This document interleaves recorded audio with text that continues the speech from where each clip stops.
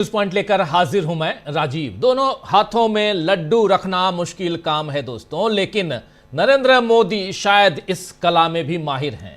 जी हां, सही सुना आपने। दोनों हाथों में लड्डू रखना तो मुश्किल काम है, लेकिन नरेंद्र मोदी शायद इस काम में भी माहिर हैं। यूजीसी के नए नियमों पर लगी रोक इस कला का एक एग्जाम्पल है, एक उदाहरण है। वैसे तो फैसला सुप्रीम कोर्ट का है, यूजीसी यूनिवर्सिटी ग्रांट कमीशन उसकी चर्चा यहां कर रहा हूं, और सुप्रीम कोर्ट का फैसला है जिसने आज एक सुनवाई में यूजीसी गाइडलाइंस पर रोक लगा दी है।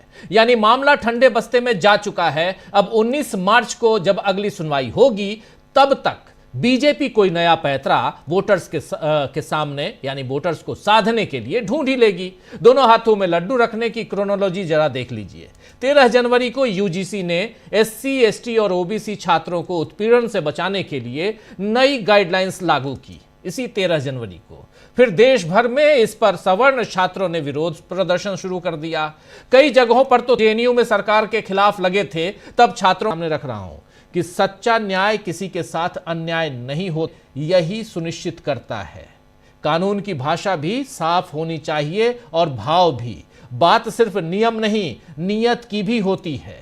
न किसी का उत्पीड़न हो, न किसी के साथ अन्याय, न किसी पर जुल्म ज्यादती हो, न किसी के साथ नाइंसाफी।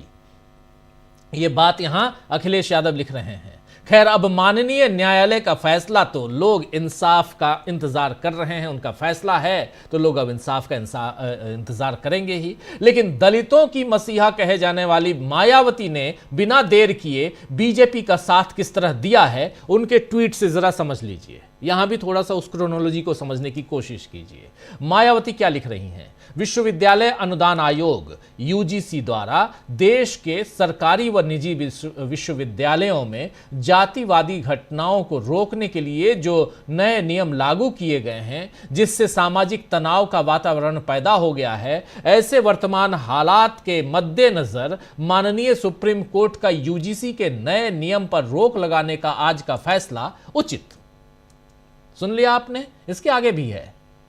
जबकि देश में इस मामले में सामाजिक तनाव आदि का वातावरण पैदा ही नहीं होता अगर यूजीसी के नए नियम को लागू करने से पहले सभी पक्ष को विश्वास में ले लेती और जांच कमेटी आदि से भी अपर कास्ट समाज को नेचुरल जस्टिस के अंतर्गत उचित प्रतिनिधित्व दे देती।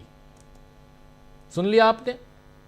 ये बातें सुनने में तो अच्छी लगती हैं दोस्तों कि यूजीसी को सभी को विश्वास में लेना चाहिए था, लेकिन मोदी सरकार में कब कोई फैसला सबको भरोसे में लेकर हुआ है जो अब होता। और जहां तक सुप्रीम कोर्ट की बात है, याद किया जा सकता है कि बाबरी मस्जिद को तोड़ना गलत था, फिर भी राम मंदिर के लिए उसी जगह पर जमीन देने पर रोक नहीं लगी। एसआईआर में वोट का अधिकार छीना जाना गलत था, लेकिन उस पर भी रोक नहीं लगी। आज एसआईआर पर अंतिम सुनवाई हो गई और फैसले का इंतजार है। फैसला कब आएगा पता नहीं, लेकिन रोक नहीं लगी। महाराष्ट्र में सत्ता छीनना गलत था, लेकिन बीजेपी को सरकार बनाने पर रोक नहीं लगी। मगर अभी समाज में विभाजन न हो, इस नाम पर यूजीसी गाइडलाइंस पर रोक लगा दी गई है। आपको बता दूं कि शीर्ष अदालत यानी सुप्रीम कोर्ट ने कहा है कि इन नियमों की भाषा में स्पष्टता की कमी है, जिससे उनका गलत उपयोग हो सकता है। तो सवाल है कि यूजीसी को भाषा को कुछ और स्पष्ट करने में आखिर कितना वक्त लगेगा? मुख्य न्यायाधीश यानी chief justice of India justice Suryakant ने चेतावनी दी है कि ऐसे नियम समाज को विभाजित कर सकते हैं और परिसरों में अमेरिका की तरह नस्लीय विभाजन जैसी स्थिति पैदा कर सकते हैं। बात तो सही है कि अमेरिका में जैसे श्वेत और अश्वेत लोगों के लिए पहले अलग अलग स्कूल थे, वैसा भेदभाव ना हो। लेकिन जब दलित बच्चों को मध्याह्न भोजन के लिए अलग लाइन में बिठाया जाता है, जब मंदिरों में दलितों का प्रवेश वर्जित लिखा जाता है, तो ये वैसी ही विभाजनकारी स्थिति तो है। इस बारे में क्यों बात नहीं होती? सुप्रीम कोर्ट ने यह भी कहा कि इन नियमों की जांच की आवश्यकता है ताकि यह सुनिश्चित किया जा सके कि उनका दुरुपयोग ना हो। यहां भी पूछा जाना चाहिए कि पहले ही जांच परख कर नियम क्यों नहीं लागू किए गए? आखिर कितनी लापरवाही से सरकार में काम होता है? यह सवाल क्यों नहीं पूछा गया?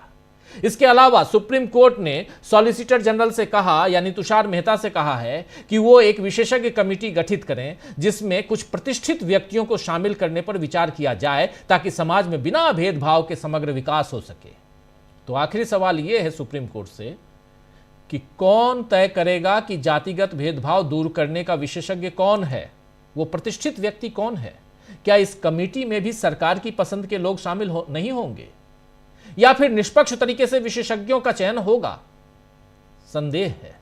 खैर, सुप्रीम कोर्ट के आदेशों का पालन कब तक होगा और 19 मार्च तक गंगा यमुना में कितना पानी बह जाएगा, कौन जानता है। अभी तो मोदी सरकार को सवर्णों की नाराजगी से राहत मिल गई है और SC ST OBC को भी झुंझुना पकड़ा दिया गया है। आगे 19 तारीख का इंतजार है, 19 मार्च का, और उसी मार्च के महीने में चुनाव चरम पे होगा।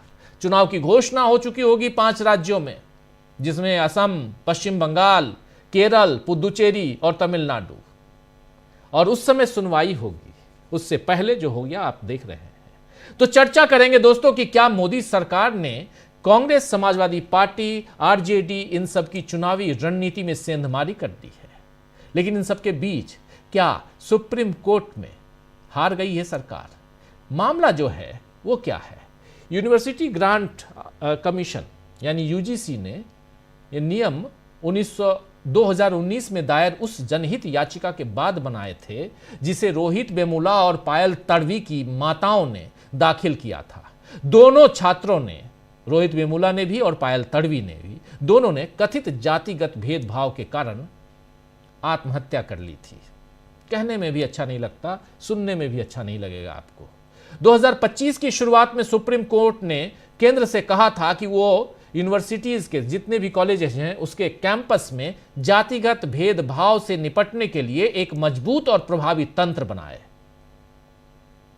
कई लोगों के सुझावों के बाद और सुप्रीम कोर्ट के आदेश के बाद UGC ने 13 जनवरी 2026 यानी अभी से 13 दिन पहले ये नए नियम अधिसूचित कर दिए, जिससे 2012 के नियम निरस्त हो गए। और ये जो नए नियम है उसमें जो कमेटी बनेगी, 3 कमेटियां, इन कमेटियों में OBC, SC, ST, विकलांग और महिला, ये 5 होंगे। सवर्ण उसमें नहीं होगा। सवर्ण नहीं होगा, यहीं पर चिंता इनकी उभरती है। लेकिन सवर्ण नहीं होगा और सुप्रीम कोर्ट ने कह दिया कि यह नियम ही स्पष्ट नहीं है, यह नियम अस्पष्ट है, क्लियर नहीं है।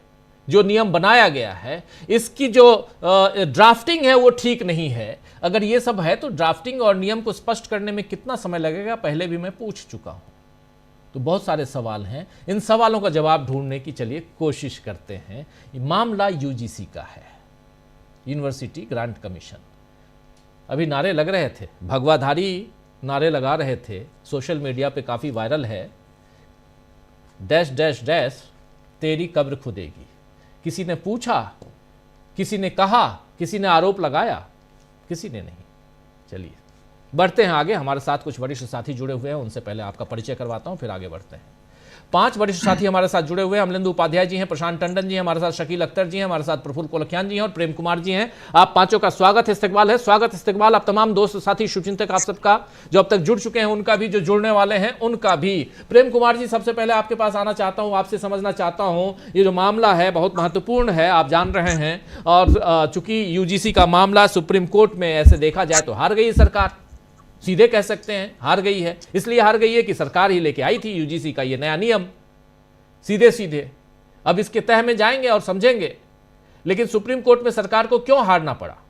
अभी यह आदेश है, निरस्त नहीं है, रोक लगाई गई है। अभी इसके बाद 19 मार्च को इस पर सुनवाई होगी। प्रेम कुमार जी। जी, वो मुझे गीत याद आ रहा है, तुम हार के दिल अपना मेरी जीत अमर कर दो। जी, होठों से छू लो तुम। तो दरअसल ये हार जो है ना, ये राजनीतिक रूप से उनको चाहिए थी। और ये पूरा गणित ही ऐसा है कि ये लेकर आए यूजीसी रूल लेकर आए। और एक शंकराचार्य जी के इर्द गिर्द जो एक आंदोलन खड़ा हो रहा था, उस साधु संतों का समाज जो एकजुट हो रहा था, शंकराचार्य जी ट्रैप में आए, उन्होंने यूजीसी रूल के अगेंस्ट में बोला और उसके बाद एक दिन बाद उनको अपना लुटिया समेट करके वापस जाना पड़ा बनारस। ये भी हुआ। उसके बाद एक चीज और बहुत हमें तो बड़ा अच्छा लगा, दिल को आनंदित कर रहा था कि वो वर्ग जो अब तक आंख मूंद कर मोदी, योगी, बीजेपी, आरएसएस के साथ खड़ा होता था, उसको हमने जब नारे लगाते देखा, कब्र खोदते जैसे नारे भी उन्होंने लगाए, भाई कमल का फूल एक ही भूल, ऐसे नारे लगाए, हाय हाय मुर्दाबाद, तमाम तरह के नारे लगाए, तो हमें बड़ा तसल्ली हुई, बड़ा अच्छा लगा। मैं खुल करके बोलता हूं, मुझे अच्छा लगा। तो लेकिन ये जो अच्छा लगा, तो इसके पीछे भी चूंकि रिवर्स स्विंग वाली सियासत मोदी जी चल रही है कि ये लोग जितना विरोध करेंगे सवर्ण, उतना ज्यादा ओबीसी, एससी, एसटी के बीच में ये संदेश जाएगा कि मोदी जी ने हमारे लिए रूल बनाए थे और देखो ये सवर्ण विरोध कर रहे हैं। तो जो मेहनत पीडीए के नारे के साथ अखिलेश यादव कर रहे हैं, जो मेहनत राहुल गांधी संविधान की कॉपी उठाकर कर रहे हैं या करते रहे हैं, जिस मेहनत की वजह से 240 पर मोदी सरकार को बीजेपी को समेट दिया गया, लोकसभा चुनाव में उत्तर प्रदेश में हरा दिया गया, तो वो मेहनत जो है उस पर कैसे डेंट लगे, ये इस पूरी राजनीति इसके पीछे यही थी। भाई यूजीसी तो रूल है, रूल में एक सिस्टम है, उसमें बहुत सारे पॉइंट्स आएंगे, हम भी बात करेंगे तो पक्ष में और विपक्ष में पॉइंट्स गिना सकते हैं। जैसे ये उदाहरण के लिए संक्षेप में ही बोले कि अभी उत्तराखंड में एक छात्र का, मणिपुर के छात्र की जो हत्या हुई थी, वो क्या जाति देखकर थोड़े हुई थी? अभी कश्मीर के 2 युवकों को इसलिए मारा गया उत्तराखंड में कि वो बोल करके कि पहलगाम में तुम लोगों ने हमें मारा था, हम तुम्हें मारेंगे। तो ये घटनाएं भी होती हैं। भाई उत्तर का छात्र दक्षिण में जाता है, महाराष्ट्र में पिटता है, तो वो जाति देख के थोड़े पिटता है, वो तो फिर किसी और आधार पर पिटता है। यानी सिर्फ जाति आधार नहीं है, और भी आधार हैं यहाँ। मैं बस एक प्रश्न रख रहा हूं, क्योंकि ये विचार है तो इस पे विचार कई किस्म के आने चाहिए, तो वो है। मगर यूजीसी का रूल इसलिए नहीं लाया गया कि कोई समानता बनाना चाहते थे और असमानता मिटाना चाहते थे, ये तो एक करंट पैदा करना चाहते थे उस वर्ग में, जो वर्ग उनके विरोध में जा रहा था, बीजेपी की सियासत के विरोध में जा रहा था। और वो करंट कैसे पैदा होता? जब सवर्ण को आप उद्वेलित कर देंगे तो उसका रिएक्शन जब होगा तो वो करंट पैदा होगा और उनको फायदा मिलेगा। ये उनकी कोशिश रही थी, है। लेकिन हाँ, ये इसमें कितना कामयाब होते हैं अलग बात है। हाँ, एक बात जो सामने आई है कि भाई सवर्णों की चिंता करने में सुप्रीम कोर्ट का कोई सानी है नहीं।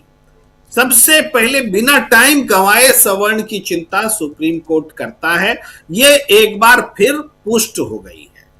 भाई जो अदालत हमारी आरक्षण में 50% का बंदिश लगाती है अदालत, और बहुत सारे फैसले उलट देती है कि नहीं 50% से ज्यादा रिजर्वेशन नहीं होना चाहिए जी। वही अदालत जब सवर्णों को आरक्षण देने की बात आती है ईडब्ल्यूएस के नाम पर, तो 10% का 50 प्लस 10% करने में संकोच नहीं करती। उस समय उसको याद नहीं आता कि 50% का जो बैरियर है ये टूटना चाहिए। तो सुप्रीम कोर्ट का ये सवर्ण प्रेम दिखता रहा है, और इस बार भी दिखा है कि जो यूजीसी का रूल सवर्ण को बेचैन कर रहा था, तो उस बेचैनी में जो अन्याय है उसको उन्होंने उठा करके लाया कि नहीं, अन्याय है, इसको फिर से लिखिए, फिर से ड्राफ्ट कीजिए और हम इसकी सुनवाई करेंगे। तो ये जो अदालत पर इल्जाम बन रहे हैं और तथ्यों के आईने में बन रहे हैं, ऐसा नहीं कि कोई कुछ यूं ही बात कह दी जाए, तो ये खतरनाक हैं। आप भाई बहुत सारे मामले सुनने में देरी करता है सुप्रीम कोर्ट, लेकिन इस आपने भी पूरी विस्तार से बताया कि रोक तो किसी मामले पे नहीं लगती जल्दी, लेकिन यहां पर रोक तुरंत लगा दिया क्योंकि एक वर्ग को फायदा पहुंचाना था। तो एक दिखता जरूर है कि सवर्ण के हक में है, लेकिन यहाँ राजनीतिक रूप से ये सवर्ण के हक में नहीं, ये सत्ता के पक्ष में है, क्योंकि इस फैसले से सबसे ज्यादा राहत, सवर्ण से भी ज्यादा राहत मोदी सरकार को हुआ है।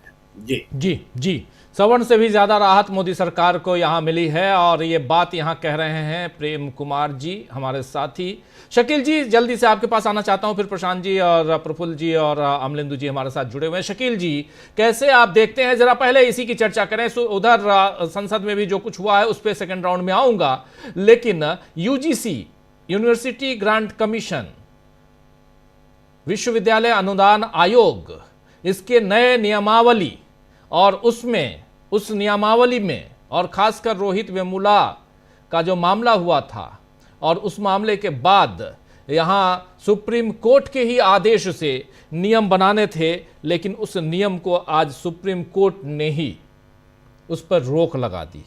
कैसे देखते हैं आप? दो पार्टियों को नोटिस दिए सुप्रीम कोर्ट ने,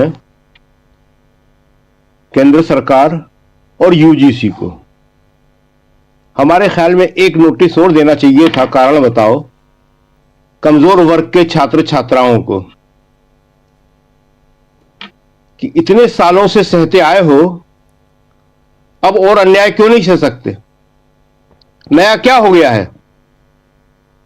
रोहित वेमुला मर गया, पायल तड़वी मर गई, तो क्या हो गया?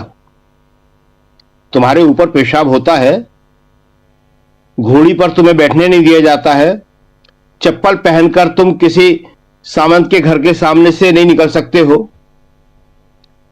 50 उदाहरण है। कुछ ज्यादा लोकतंत्र सूझ गया है दलितों को, आदिवासियों को, और खासतौर से पिछड़ों को। इसमें जो पिछड़ा शब्द यूज किया है यूजीसी ने, उसको लेके बहुत बेचैनी है। मायावती ने जो आज समर्थन किया, जो काम बीजेपी की नेता भी खुल के नहीं कर पाए। मायावती क्या कह रही हैं कि नियम लागू होने से सामाजिक तनाव हो गया, इससे पहले शांति थी, अन्याय होता था, अत्याचार होता था, दलित पिछड़ा चुप रहता था, जाहिर है कि सामाजिक तनाव नहीं होता था। लेकिन नया नियम लागू होने से इनके अंदर थोड़ी सी अधिकार की भावना आ जाएगी कि तुम मुझे गाली नहीं दे सकते, जातीय आधार पर मेरा उत्पीड़न नहीं कर सकते। यूनिवर्सिटी में कई तरह के वाइवाई होते हैं, पीएचडी के कोर्स में, कई एडमिशंस में भी होते हैं। उनमें किस तरह से नंबर दिए जाते हैं सबको मालूम है, नाम और सरनेम देख के दिए जाते हैं, सबको मालूम है, नाम और सरनेम देख के। तो क्या प्रॉब्लम थी तुम लोगों को? मायावती जो है दलितों का विरोध करने की हिम्मत इसलिए कर पा रही हैं कि वो दलितों को अपनी जेब में समझती हैं। मोदी जी भी ऐसे ही सवर्णों को अपनी जेब में समझते थे, और आज सबने देख लिया कि किस तरह उन लोगों ने मोदी जी के खिलाफ बोला, क्या क्या शब्द बोले, और सब जगह चुप्पी है, कहीं कोई हलचल नहीं है। मोदी जी जो आप कह रहे थे, बहुत अच्छा आपका प्रारंभिक वक्तव्य था, दोनों हाथ में लड्डू नहीं रख पाएंगे, दोनों हाथ से जाएंगे, दोनों दिन से जाएंगे। वो लोग इतने बेवकूफ नहीं हैं जितने मोदी जी समझ रहे हैं। लोगों में जागृति आ रही है, चेतना आ रही है, लोग समझ रहे हैं इस खेल को। सवर्णों को भी भड़काया गया है। हमारा हमेशा से मानना रहा है कि सवर्णों में भी एक प्रगतिशील सोच के लोग बहुत बड़ी तादाद में हैं, लेकिन कई जगह उन्हें बैलेंस करना पड़ता है। उन्हें लगता है कि उनके समाज के लोग ही उन पर सवाल उठाने लगेंगे कि कहां तुम दलित पिछड़ों का, आदिवासियों का समर्थन करने लगे। तो थोड़ा सा बैलेंस करने की कोशिश करते हैं, लेकिन प्रगतिशील तत्व उनमें है। सवर्णों में राजनीतिक नेतृत्व है, सामाजिक नेतृत्व है। यहां पे जिसे सबसे ज्यादा सोचने की जरूरत है वो दलित, पिछड़े और आदिवासियों को। इनका राजनीतिक नेतृत्व कैसा है? मायावती जैसा। और ज्यादा नाम हम नहीं लेंगे। सामाजिक नेतृत्व या लेखक या बुद्धिजीवी वर्ग वो नहीं कर पा रहे। मीडिया में आज वही हाल है जैसा मंडल के समय हुआ था 1990 में। इस 35 साल में कुछ नहीं बदला। किसकी जिम्मेदारी थी? सरकारों की तो थी, मगर उस वर्ग के नेतृत्व की भी थी जो जिनके लोग पीड़ित थे। उसका फायदा तो बहुत सारे लोगों ने उठाया। मुलायम, लालू, शरद यादव, ये सब नेता बने 90 के बाद ही। लेकिन अपने लोगों के बीच चेतना पैदा करना, शिक्षा पैदा करना, मुद्दों के लिए लड़ना, सवर्णों ने कैसे कैसे जुलूस निकाले हैं इन 2 या 3 दिन के अंदर। हर जगह अखबार भरे पड़े हैं, लोगों ने अपनी आंखों से भी देखा क्या क्या नारे लगाए, कैसे जुलूस निकले, अखबारों में क्या एड आई। इन यूजीसी के नियमों के समर्थन में कोई जुलूस निकला? ये सब देखना होगा। कुछ बातें बड़ी साफ करने की हम कोशिश कर रहे हैं, जरूरी है। अखिलेश का ट्वीट आपने दिखाया। अखिलेश पीडीए की राजनीति करते हैं, लेकिन उसमें उन्होंने लिखा कि कानून की भाषा भी साफ होना चाहिए। अखिलेश जी, आपके इस ट्वीट की भाषा भी साफ नहीं है, यह भी गोल गोल है। आज मायावती जी की भाषा काफी साफ है क्योंकि बीजेपी के समर्थन में है। जब बीजेपी के समर्थन में नहीं होती है तो मायावती की भाषा भी गोल गोल होती है। आज अखिलेश की भाषा भी वैसी है। अखिलेश को खुल के बोलना चाहिए। अखिलेश का ट्वीट पढ़ के कई लोगों ने आज लिखा कि अखिलेश भी समर्थन कर रहे हैं सुप्रीम कोर्ट के फैसले का। सोशल मीडिया में है काफी जगह। अखिलेश वो काम नहीं कर पाए। दूसरी बात देखिए, एक बात राहुल गांधी की हमेशा कही जाती है कि वो जो कहते हैं सच साबित होता है। लोग मानते नहीं हैं, मगर आज सुप्रीम कोर्ट ने यह बता दिया कि हां, राहुल सही बोलते हैं। राहुल ने क्या कहा था कि सारी संवैधानिक संस्थाएं समर्पण कर रही हैं, ढह रही हैं। आज खुद अपना उदाहरण देकर सुप्रीम कोर्ट ने बताया कि देखो ऐसे करती हैं। पहला दिन, पहली सुनवाई, रोक लगा दी। एसआईआर पे आप कितने महीनों से कर रहे हैं, हम रोज सुनते हैं। कितने डिटेल में करते हैं, कितनी स्टडी करके करते हैं, एक एक बारीक बात आप बता रहे हैं, उस पर रोक नहीं लगी। आपने बोला अपने प्रारंभिक वक्तव्य में कि वोट का अधिकार मूल अधिकार है, सबसे बड़ा अधिकार है, लोकतंत्र रहेगा ही नहीं। बुलडोजर, उसके दुरुपयोग की आशंका नहीं दिखी इन्हें। कभी भी किसी का भी घर मकान गिरा देगा, पूरी जिंदगी खत्म कर देगा उसकी, पूरी जिंदगी की 2-2, 3-3 पीढ़ियों की बनाई हुई चीजें नहीं। कितने उदाहरण है ऐसे। सुप्रीम कोर्ट नहीं आया, लेकिन यहां पे एक गाइडलाइन के ऊपर कोई कानून नहीं बना है। ये कोई सजा नहीं हो रही है किसी को, लीगल नहीं है मामला भी, सिर्फ गाइडलाइन है। और आप तत्काल आ गए कि इसके दुरुपयोग की आशंका है। निश्चित ही रूप से हमारी मान्यता है और किसी को जाना चाहिए सुप्रीम कोर्ट में और कहना चाहिए कि हुजूर, एक नोटिस आप दलित आदिवासी पिछड़ों को भी दीजिए और उनसे कहिए कि तुम्हें क्या प्रॉब्लम है। ये सबको मालूम है कि 2 लोगों की आत्महत्या के बाद उनके परिवार वाले सुप्रीम कोर्ट गए थे और ऐसे तो जाने कितने केसेस हुए हैं। कौन नहीं जानता इस बात को। आप किसके लिए सुरक्षा की मांग कर रहे हैं? थानेदार साहब के लिए, दारोगा के लिए। सामाजिक रूप से सवर्ण विशेषाधिकार लिए हुए हैं, इसमें कहीं कोई दो राय नहीं है। बहुत सारे सवर्ण हमारे दोस्त हैं, हम उनके पक्ष में भी लिखते हैं, बहुत सारी चीजें कहते हैं और हमारे दोस्त भी ये सब बात मानते हैं। सामाजिक विशेषाधिकार है और इसी के खिलाफ सामाजिक न्याय की लड़ाई शुरू हुई थी। सामाजिक न्याय की अवधारणा क्या है? सामाजिक विशेषाधिकार के खिलाफ, यथास्थितिवाद के खिलाफ। तो एक बहुत बड़ा क्राइसिस है, लेकिन हम फिर कहेंगे कि इसको हम इस तरह बिल्कुल नहीं देखते कि मोदी जी को इसका फायदा हो जाएगा। मोदी जी के अंतर्विरोध सामने आने लगे हैं और उनका जो है अब ये सब नुकसान पहुंचाने वाली प्रक्रिया शुरू हो गई है। लेकिन उस समुदाय के लिए जिसके लिए राहुल गांधी लगातार कोशिश कर रहे हैं, आप बता रहे थे, कह रहे थे कि संविधान हाथ में लेके जातिगत जनगणना की मांग उन्होंने करी, मोदी जी ने घोषणा करी, कोल्ड स्टोरेज में कहां है? कोई बोल रहा है? कोई पिछड़ों के जुलूस निकल रहे हैं कि जातिगत जनगणना, अभी जनगणना शुरू हो रही है, उसमें कहां है? कहीं नहीं। क्यों? क्योंकि उनकी संख्या सरकार बताना नहीं चाहती है। ये सबसे बड़ी पिछड़ों की समस्या है। ओबीसी जातिगत जनगणना जो है दलितों की नहीं है, दलितों की ऑलरेडी है, आदिवासियों की ऑलरेडी है, सिर्फ और सिर्फ पिछड़ों की नहीं है कि कितनी तुम्हारी संख्या है। ये इनके लिए इनको सामने आना पड़ेगा, काम करना पड़ेगा, नहीं तो ऐसे ही मोदी जी इनको बेवकूफ बनाते रहेंगे। जी राजीव जी। जी बिल्कुल बिल्कुल, आप सही कह रहे हैं। यहाँ पिछड़ों की बात हो रही है, दलितों की बात हो रही है, एससी, एसटी, ओबीसी, इनके अलावा विकलांग भी हैं, महिला भी हैं, इन तमाम की बात हो रही है और बहुत महत्वपूर्ण है, बहुत महत्वपूर्ण। शकील जी कुछ जोड़ रहे हैं? शकील जी? नहीं, आप अल्प क्या रह गए? अपने अल्पसंख्यक का नाम नहीं लीजिए, अल्पसंख्यक कहीं नहीं है, अल्पसंख्यक कहीं नहीं है, इसीलिए अल्प कह के चुप हो गया मैं। इसीलिए चुप हो गया। बहुत बढ़िया। क्योंकि एक आदत है, एक फ्लो है जी, और उसमें हम कहते हैं। जी शकील जी की आवाज बढ़ा। हम कह रहे क्रीज से आप निकले बाहर रन लेने के लिए, लेकिन आपने रन लेने का इरादा कैंसिल कर दिया। जी वेरी गुड डिसीजन। नहीं है इसमें, और लेकिन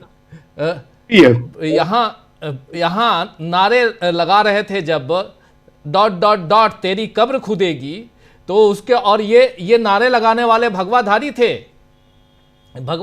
प्रशांत टंडन जी आपके पास आना चाह रहा हूं।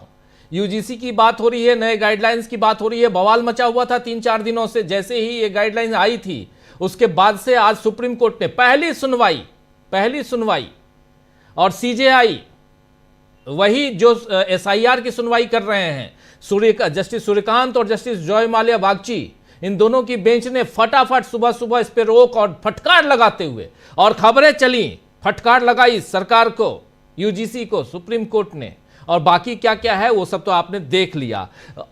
भाषा जो है इस गाइडलाइंस की वो अस्पष्ट है, क्लियर नहीं है।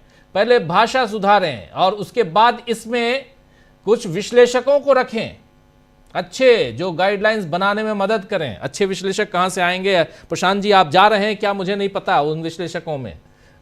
लेकिन महत्वपूर्ण है, यहां पे महत्वपूर्ण है प्रशांत जी कि एक इसको अगर राजनीति के चश्मे को उतार के भी देखूं तब भी इसमें राजनीति की बू आती है। शुरुआत में मैं अपनी बात रख चुका हूं प्रशांत जी। देखिए, इसमें राजनीति वाली बात तो मैं सेकंड राउंड में करूंगा जी। पहले जरा सुप्रीम कोर्ट की बात कर लेते हैं। बहुत अफसोसनाक फैसला है। भारत को 21वीं सेंचुरी के समाज देने वाला फैसला नहीं है ये। भारत के संविधान की जो स्पिरिट है, जो उसकी आत्मा है, उसके विरुद्ध ये फैसला है। भारत का संविधान प्रियम्बल में कह रहा है कि व्यक्ति की गरिमा, क्या गरिमा होगी जब उसको जाति सूचक गालियां दी जाती है कैंपस में। सुप्रीम कोर्ट भाषा में उलझ रहा है। 118% बढ़ोतरी हुई है पिछले साल जातिगत डिस्क्रिमिनेशन के मामलों में। वो भी ये 118% वो है जिनकी कंप्लेंट हुई है। जिनकी कंप्लेंट नहीं हुई उनकी तो गिनती नहीं है।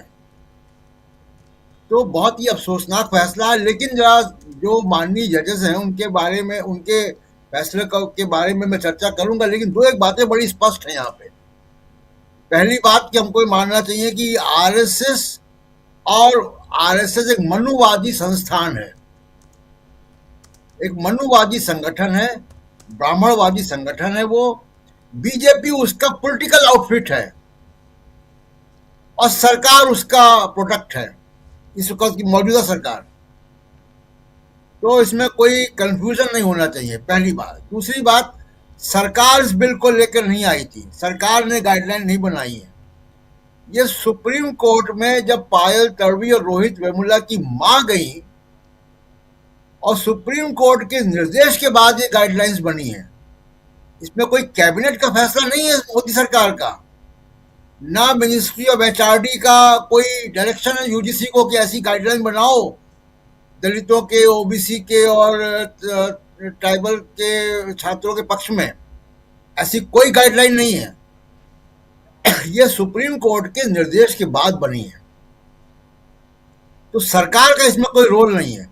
सरकार का रोल अगर होता तो आज अटॉर्नी जनरल खड़े थे, सॉलिसिटर जनरल तुषार मेहता विरोध करते उसका, यूजीसी का पक्ष लेते वहां पे। किसने रोका था उनको?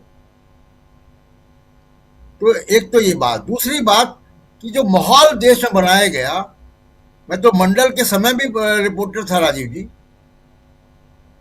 मंडल के समय जो समाज का एक लंपट वर्ग मंडल का विरोध कर रहा था, वो ही लंपट वर्ग यहां भी आवाजें उठा रहा था। मुझे कहने में कोई गुरेज नहीं शब्द को इस्तेमाल करने में। तो और क्या मैं मानूं कि सुप्रीम कोर्ट उनके आगे झुक गया?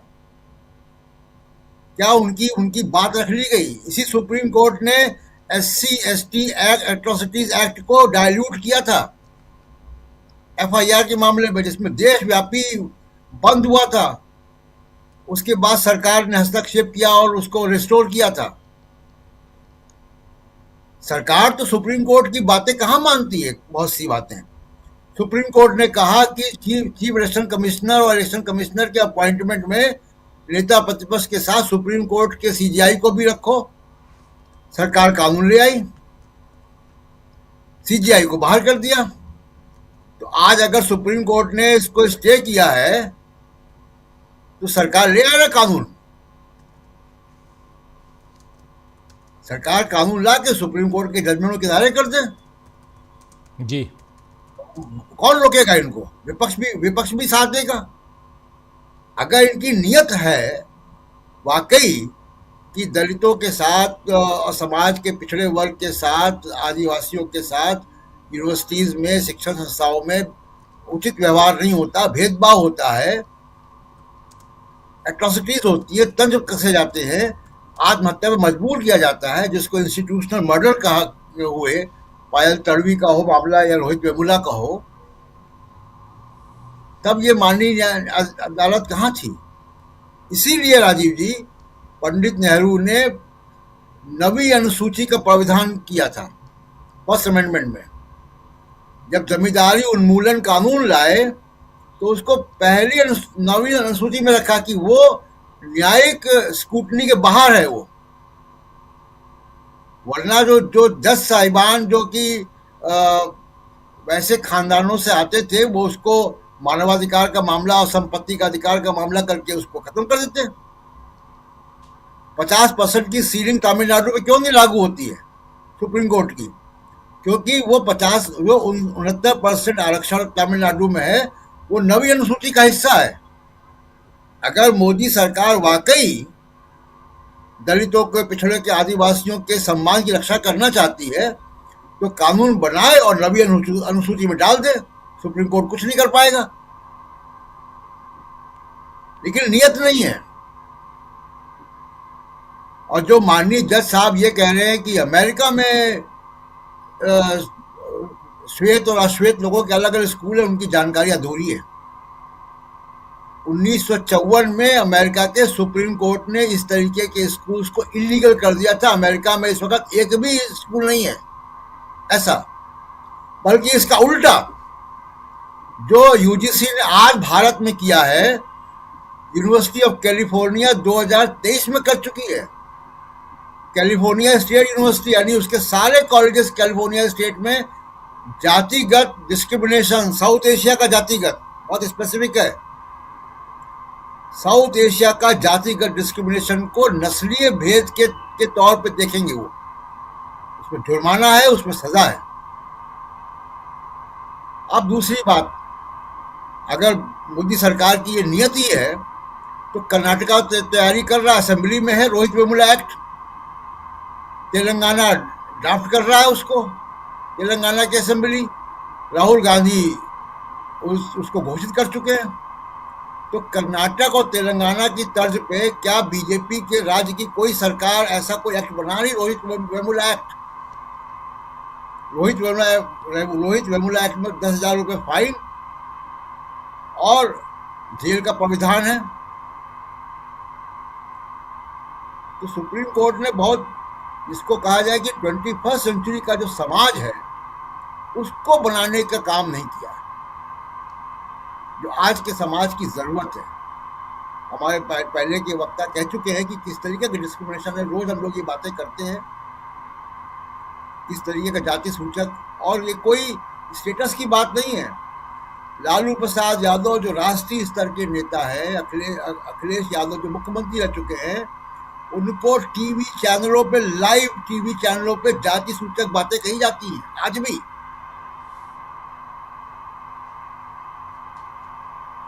एक मुख्यमंत्री रह चुके अखिलेश यादव के घर को गंगा जल से धुलवाया गया जब वो वहां से निकले उत्तर प्रदेश की मौजूदा सरकार के द्वारा। ये क्या जाति सूचक नहीं है? तो सुप्रीम कोर्ट का बहुत ही अफसोसनाक ये फैसला है।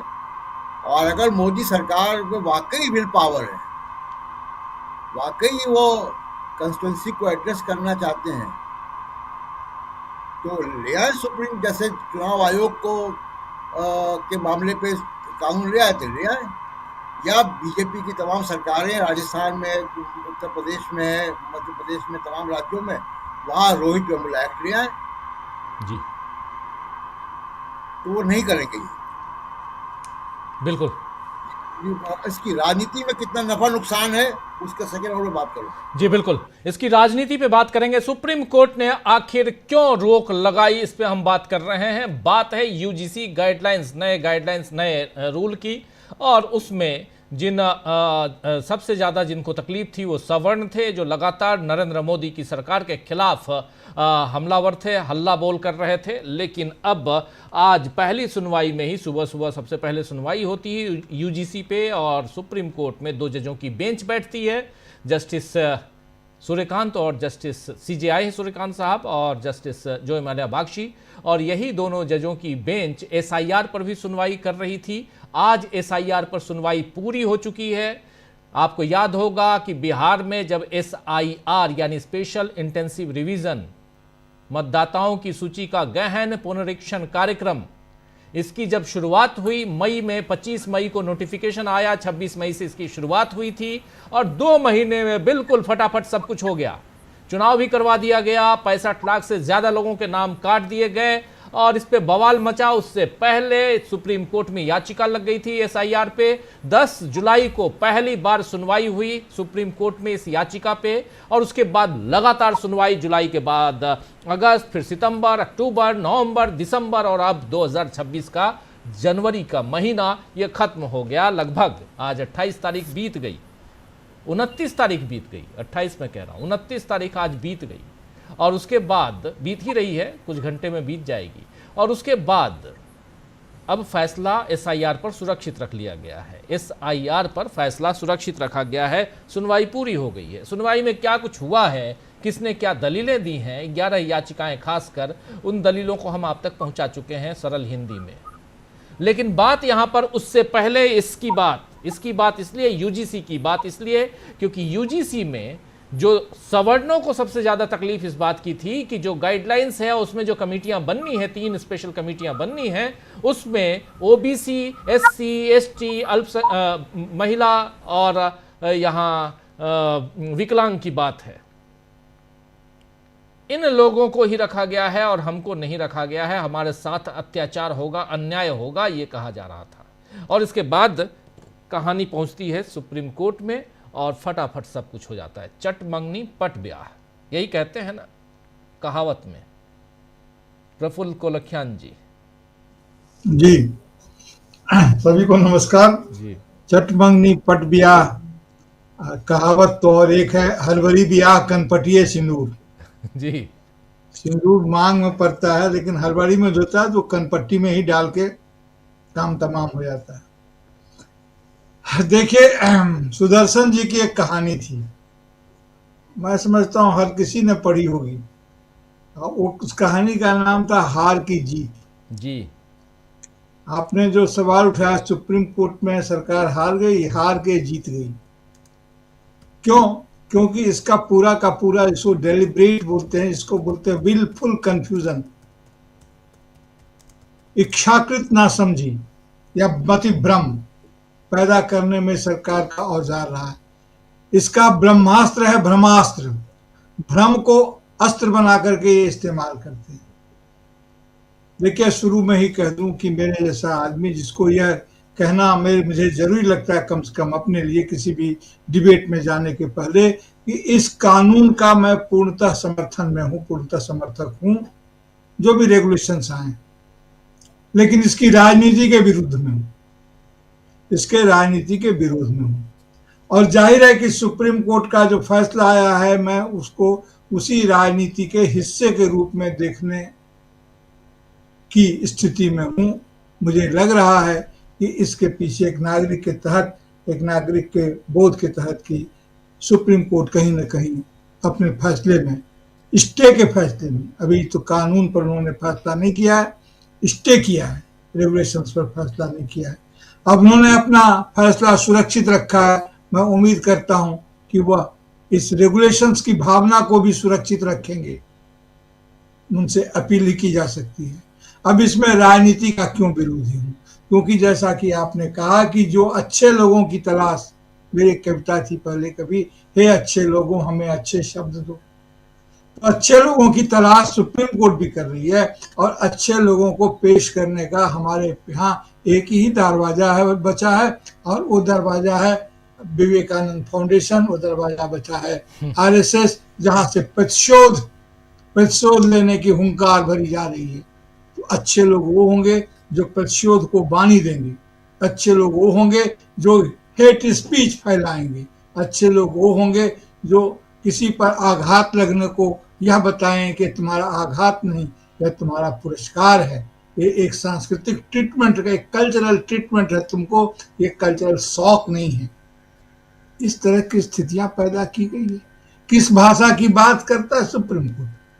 एसआईआर की चर्चा आपने की, हम लोगों ने कभी कहा था कि जिस पैमाने पर ये चल रहा है ईसीआई का कारोबार, बिहार में चुनाव होने की स्थिति नहीं है। आप जबरदस्ती करवा दें तो करवा दें, चुनाव हुए।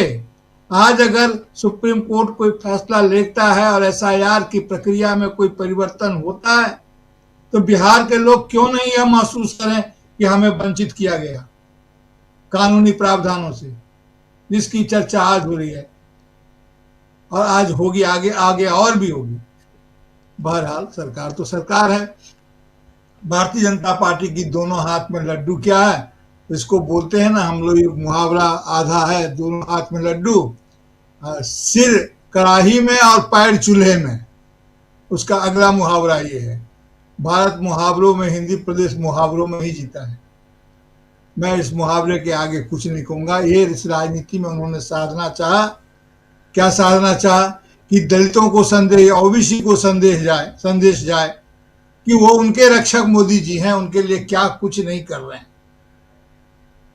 आखिर रोहित वेमुला ओबीसी तो नहीं थे, पायल तडवी का क्या केस है, लेकिन वो कानून पहले से था, इसको सुप्रीम कोर्ट ने अवसर दिया, इसमें ओबीसी को लाया गया। ओबीसी को लाए जाने के कारण सवर्णों की जबरदस्त प्रतिक्रिया हुई, क्योंकि ओबीसी और दलित के अपने जो रिश्ते हैं वो अलग से व्याख्या हैं। बड़ी हड़बड़ी में जाकर के इसका विवेचन हम लोग नहीं कर सकते हैं। ये ठीक है कि दलित की, अभी लोग कह रहे हैं बाहर में, सोशल मीडिया में भी चल रहा है कि राहुल गांधी का स्टैंड क्या है, इनका अखिलेश यादव का स्टैंड क्या हो, क्या उनके स्टैंड, सारे स्टैंड क्लियर हैं, लेकिन फिर भी लोग जो उनके पक्ष में नहीं है उसको स्टैंड नहीं मानते हैं। अभी सुप्रीम कोर्ट ने जो स्टे लगाया है, वो हिम्मत तो इसको खारिज करके दिखा दें। जनता लड़के अपना हिसाब लेगी। समाज के दबाव से कानून बनता है, राजनीतिक सामाजिक दबाव से हमने आज़ादी हासिल की, और वो आज़ादी हमने गांधी जी के सिद्धांतों पर चलकर अहिंसा के माध्यम से हासिल की। छिटपुट हिंसा तो होती रहती है, तो गांधी जी के आंदोलन पर चल करके, रास्ते पर चल करके इस कानून का भी जो कॉन्स्टिट्यूशनल रिमेडी जो इसकी है, संवैधानिक उपचार, इसका निश्चित रूप से होगा। और अभी सर कह रहे थे कि 118% मीडिया में है, इस प्रकार की बात आ रही है, मीडिया में तो नहीं आ रहा है, लेकिन ये हकीकत है कि 118% ज़्यादा हो गया है 2023 से लेकर के देखें तो 2023, 24, 25 में लगातार बढ़ोतरी हो रही है। दुनिया ग्लोबल इंडेक्स में हमारा पोजीशन कहाँ जा रहा है? सुप्रीम कोर्ट को इस बात की चिंता नहीं है। हम लगातार एक चुनावी तानाशाही की तरफ में बदल गए हैं, कन्वर्ट होते जा रहे हैं। हमारा डेमोक्रेसी किसी भी तरह से एक पैसिव डेमोक्रेसी बन के रह गई है। तो इन तमाम बातों को लेकर के आपने जो ये कहा, ये विपक्ष की रणनीति में सेंधमारी करेंगे, तो सेंध तो चोर मारता है, सेंधमारी जो करने आता है इसका इरादा चोरी का होता है। शरीफ लोग सेंध नहीं मारते हैं, पिछले दरवाजे नहीं, वो अपने लिए पीछे जाकर एक नया दरवाजा बनाते हैं, जिसे हम लोग देहात में सेंध कहते हैं, घर फोड़ना। तो ये वो सेंधमारी कर रहे हैं। तो ये राजनीति क्या, यही सेंधमारी है कि विपक्ष जिस मुद्दे को कह रहा है, आपने आकर के ठीक जब पहलगाम की घटना घट रही थी, ऑपरेशन सिंदूर के पहले के वातावरण में आकर के आप घोषित करते हैं कि इतना जरूरी था कि हाँ सरकार जाति जनगणना करेगी, और जब जाति जनगणना करने लगे तो उसका कॉलम ही गायब कर दिया। और जब ये रेगुलेशंस आया, ये ठीक है, सर ने कहा कि ये सरकार ने नहीं बनाया है, वो सरकार ने इसको ड्राफ्ट नहीं किया, बात सही है, लेकिन ये तो तकनीकी बात हुई। असल बात यह है कि किसने ड्राफ्ट किया? उन लोगों ने जिनको अंग्रेजी नहीं आती है, लेकिन चलाते फाउंडेशन है। किसने तैयार किया इसके ड्राफ्ट को? तैयार होकर गया है। मैं तो सिर्फ सवाल है, अगर सवाल को कोई आरोप मान ले तो ये उसकी मर्जी है। इस तरह के बनाए गए हैं, ये इसका जो पूरी की पूरी टर्मिनोलॉजी है उसको लीगल टर्म में सुप्रीम कोर्ट लाएगा और वो एप्लीकेबल होगा, निश्चित रूप से होगा। और ये अन्याय रुकना चाहिए, और अन्याय अगर नहीं रुकेगा छात्रों के प्रति तो हमारे देश का भविष्य वैसे ही कहाँ जा रहा है ये हम सभी देख रहे हैं।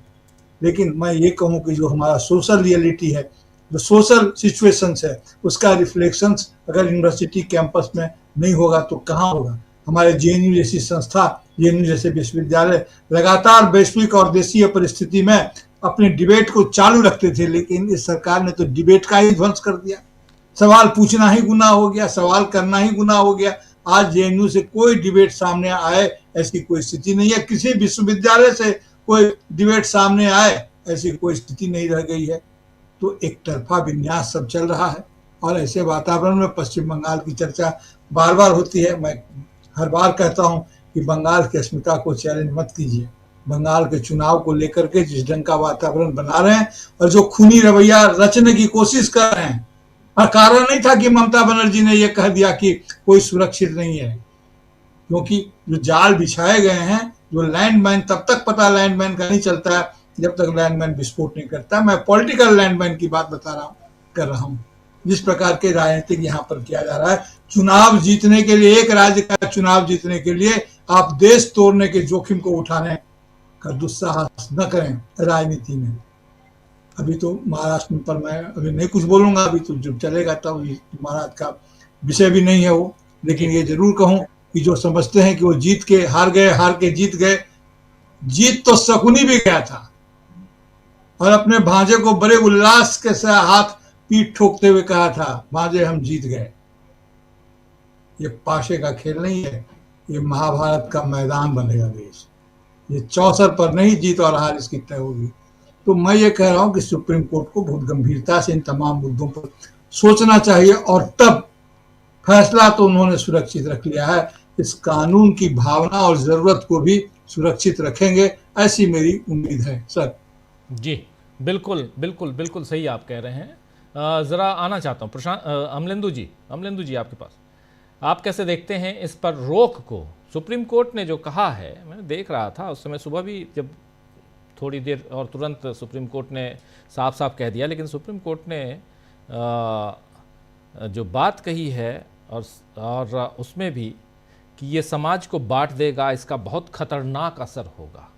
अब टिप्पणी है सुप्रीम कोर्ट की, उसमें कुछ कह नहीं सकते हम, और इस पर रोक लगी। इंदिरा जयसिंह इसके उसमें पक्ष में थी, खड़ी थी, और उन्होंने कहा कि मेरी बात भी सुनिए, आपने बिना बात सुने ही तत्काल रोक लगा दी है। उन्होंने कहा कि नहीं मौका देंगे, आपकी बात सुनेंगे। और लेकिन इसके बहुत खतरनाक दूरगामी परिणाम होंगे, समाज को बांट देगा। इतना खतरनाक है क्या ये? राजीव जी, एक तो बड़ा सवाल ये है कि बटा हुआ समाज और कितना बटेगा। मतलब अगर जज साहब कह रहे हैं कि समाज को बांट देगा, तो समाज एकजुट कहां पे है? बटा हुआ नहीं है समाज आज। क्या समाज तो पहले ही बटा हुआ है, तो और क्या बांट देगा? तो ये पहलू है राजीव जी। दूसरा पहलू ये है कि क्या आपने, राजीव जी, हम और आप तो लगातार कई मामलों की जो सुनवाई जो होती है उसको लाइव करते हैं, SIR पे भी कर रहे हैं, इससे पहले अरविंद केजरीवाल के मसले पे की, तमाम मसलों पे की, EVM के मसले पे की। क्या कोई मसला ऐसा आया राजीव जी जिस पर सरकार की ओर से प्रतिवाद ना किया गया हो, सरकार ने कह दिया हो कि भाई ठीक है, हम कुछ नहीं कहते? क्या कोई मसला ऐसा आया? आखिर इसी में SG ने तुरंत क्यों कह दिया कि हम जवाब देने को तैयार हैं? अगर ये नियम आपने वास्तव में इसलिए बनाए थे कि इससे कुछ भला होगा और आपकी मंशा जो थी वो ठीक थी, तो आपने फिर उस समय वहां प्रतिवाद क्यों नहीं किया जब इंदिरा जयसिंह कह रही थी कि आप हमको बिना सुने आप ऑर्डर पास नहीं कर सकते? और ऑर्डर पास हो चुका था, नोटिस इशू कीजिए, रोक लगाई जाती है। तो उस समय भी SG की तरफ से ये क्यों नहीं कहा गया कि भाई आप सरकार का भी पक्ष सुन लीजिए, आप लगा दीजिएगा इस पे, या सरकार अपना जब तक हलफनामा दाखिल करे आप नए नियमों को लागू रहने दीजिए, स्टे मत कीजिए? क्यों नहीं कहा गया? तो ये राजीव जी समझा जा सकता है कि सरकार की मंशा से ही ये सब कुछ हो रहा था। ये एक चीज तो राजीव जी स्पष्ट दिखाई पड़ती है। दूसरा राजीव जी, मुझे लगता है कि जो जस्टिस जय माल्या बागची ने सवाल उठाया कि भाई जब धारा 3E है और 3E में ये सारी चीजें शामिल है जो आप इसमें कह रहे हैं, तो अलग सिरे से धारा 3C बनाने की आवश्यकता क्यों पड़ गई थी? इसका कोई जवाब सॉलिसिटर जनरल ने नहीं दिया। देना चाहिए था, भाई इसकी आवश्यकता क्यों पड़ गई? जब पूछा जा रहा है आपसे कि भाई जब यही सारी चीजें 3E में शामिल हैं, ऑलरेडी शामिल है पहले से, तो आपको धारा 3C बनाने की आवश्यकता क्यों पड़ गई? फिर राजीव जी, जस्टिस सूर्यकांत ने एक सवाल पूछा और उन्होंने पूछा कि अगर एक सशक्तशाली SC का ही कोई जाति का कोई है और दूसरा कमजोर SC की जाति का है और वो उसको प्रताड़ित करता है, तो क्या यह कानून उसको भी संबोधित करता है? इस पर खामोशी थी। ये जो कमेटी बनी 2019 में जो याचिकाएं गई राजीव जी, उन याचिकाओं में दो थी, पायल तलवी की मां की तरफ से और राधिका वेमुला जो रोहित वेमुला की मां की तरफ से थी जी। रोहित वेमुला के मामले में जो 3 आरोपी थे उनमें बंडारू दत्तात्रेय जो कि बीजेपी के नेता हैं और N सुशील कुमार जो ABP के नेता थे, दोनों OBC से आते हैं, और पायल तलवी आदिवासी समुदाय से आती है। पायल तलवी के मामले में भी 3 जो छात्राएं थी, उनमें एक खत्री थे, 2 जो थे वो बनिया थी, लड़कियां वैश्य समाज से आती थी। चौथी जो उसमें जो संस्तुति की गई है वो की गई है क्या यांग चिंगली या यिंग चिंगली जो है वो भारत चाइनीज मूल की भारतीय है जो है उस समय HOD थी, अब उनको बनाया गया है। तो उनकी जाति का तो कोई पता ही नहीं, चुकी वो चीन की है मूल रूप से। तो ये जब सवाल उठे तो इसका कोई जवाब नहीं था। इसलिए लगता है राजीव जी ये कि ये शुद्ध रूप से एक राजनीतिक जो था हथकंडा था। और देखिए किस राजनीतिक हथकंडे में अखिलेश यादव फंसे हुए दिखाई पड़ते हैं। अखिलेश यादव खुलकर नहीं बोल पा रहे हैं, ना इधर की बात कह पा रहे हैं ना उधर की बात कह पा रहे हैं। जैसा शकील जी ने कहा कि मायावती जी की भाषा तो चलिए स्पष्ट है बीजेपी के समर्थन में, लेकिन अखिलेश जी को क्या दिक्कत आ रही है अभी समझ में आ रहा है। अब आपका PDA जो है वो क्या है, तो जैसा आपने कहा कि PDA में जो सेंधमारी जो है तो ये है, तो सेंधमारी तो है, अभी साफ समझ में आ रहा है। लेकिन राजीव जी होता कभी कभी ये है कि वो माया मिली न राम, ये वाली कहावत भी होती है। तो आप सोच रहे हो कि फंसा देंगे PDA वालों को और सामाजिक न्याय वालों को और फंस जाए तो उल्टी बीजेपी, ये भी तो हो सकता है। अब मैं अभी देख रहा था राजीव जी बिल्कुल कि वो आगरा में जो है वकील महोदय जो हैं वो बहुत दुर्व्यवहार कर रहे हैं 2 बड़े नेताओं के, गुजराती नेताओं के चित्र के साथ। और मतलब इस तरीके के अशोभनीय काम तो जो है विपक्ष के नेताओं ने कभी नहीं किए, भले ही जिंदाबाद मुर्दाबाद के नारे कितने भी लगाए हो राजीव जी। GNU के छात्रों ने भी इस तरीके का कभी नहीं किया जिनको देशद्रोही कहा गया। ये सब कर रहे हैं, सब सवर्ण हैं, मोदी जी के कोर वोटर हैं जो वो सब कर रहे हैं। तो इस पर कोई प्रतिक्रिया नहीं आ रही है। बीजेपी भी खामोश है, हमारा मीडिया है वो भी खामोश है। अब कोई नहीं कह रहा कि मोदी जी का अपमान नहीं सहेगा हिंदुस्तान, कहीं से आवाज नहीं आ रही है। मोदी जी खुद अपना अपमान सह रहे हैं, उनके मुख से कुछ नहीं निकल रहा है। अमित शाह जी नहीं बोल रहे हैं। वो जो हमेशा टीवी पे आए आते हैं नाक खुलाते हुए रविशंकर प्रसाद जी, वो कुछ नहीं बोल रहे हैं, संबित पात्रा जी कुछ नहीं बोल रहे हैं, फिर मोदी जी के चित्र के साथ ये क्या किया जा रहा है और अमित शाह जी के चित्र के साथ ये क्या किया जा रहा है, तो आखिर क्यों नहीं बोल रहे हैं? तो राजीव जी, एक जो रचा हुआ प्लॉट था, उस प्लॉट में फिलहाल लगता है कि बीजेपी कामयाब हुई है सुप्रीम कोर्ट के जरिए, और इसलिए कामयाब हुई है कि जो आपने उसमें तरकीबें लगाई थी, वो लगाई ही इसलिए थी वो कानूनी तौर पर सुप्रीम कोर्ट में नहीं टिक पाए और आपका मसला भी हल हो जाए, दोनों हाथों में लड्डू रहे। तो लेकिन दोनों हाथों में लड्डू राजीव जी, अगर आप रेत के बनाने की कोशिश करेंगे तो दोनों हाथों से रेत फिसलता भी है। तो 19 मार्च के बाद ये भी हो सकता है कि दोनों हाथों से रेत फिसल भी जाए, बहुत कुछ हो सकता है, संभावनाएं हमेशा जिंदा रहती हैं। अब जो लोग कल तक जो थे वो कट्टर हिंदू बताते थे, और एक जो राजीव जी मैं देख रहा था, एक वो सोशल मीडिया पे चल रहा था कि कल तक जो थे कट्टर हिंदू बताते थे और एक यूजीसी के रेगुलेशन ने कट्टर तेली बना दिया। अब इस तरीके की बातें भी चल रही हैं। तो जो जो आप करने की कोशिश करते हैं, मतलब मायावती जी भी पहले ये खेल किया करती थी, खूब करती थी, कि एक साथी जो मुख्तार अंसारी और ब्रजेश सिंह दोनों एक ही उनकी पार्टी में रहते थे, एक कंधे पे दूसरे तो कंधे पे दूसरे। तो ये काम मोदी जी भी करने की कोशिश कर रहे हैं कि सवर्ण भी हमारे साथ रहे, ओबीसी भी रहे और दलित भी रहे।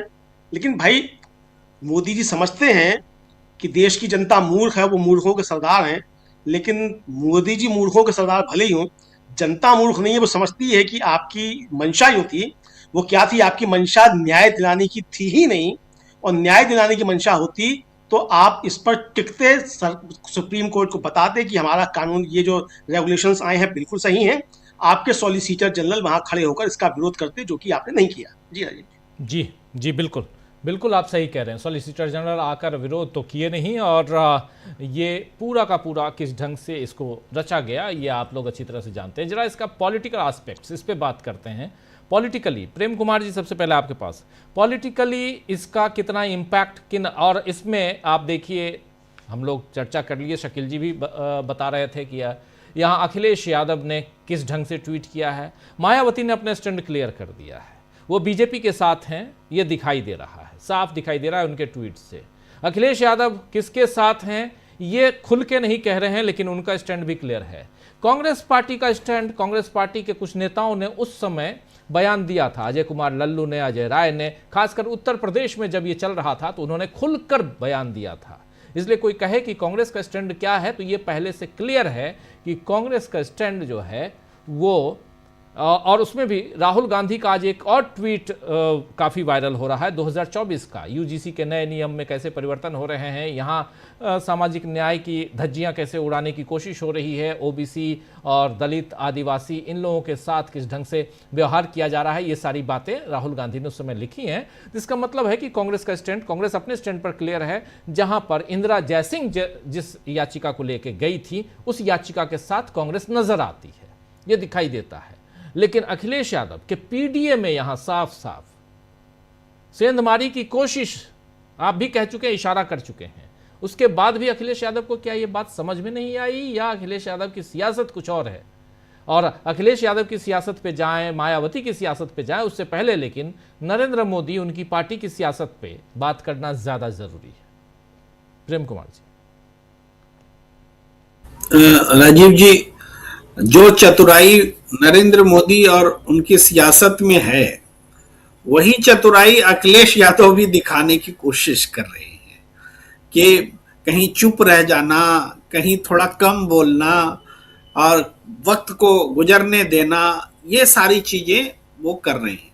उनके सामने है कि वो नरेंद्र मोदी के साथ भी दिखना नहीं चाहते या बीजेपी के साथ भी दिखना नहीं चाहते, और साथ साथ यूजीसी की गाइडलाइन पर उतने शार्पली वो दलित पिछड़े के साथ में बोलते नहीं दिखना चाहते, जिससे कि जो सवर्ण कास्ट जो है थोड़ा उबला हुआ है उत्तर प्रदेश में बीजेपी के लिए, वो कहीं बिदक ना जाए।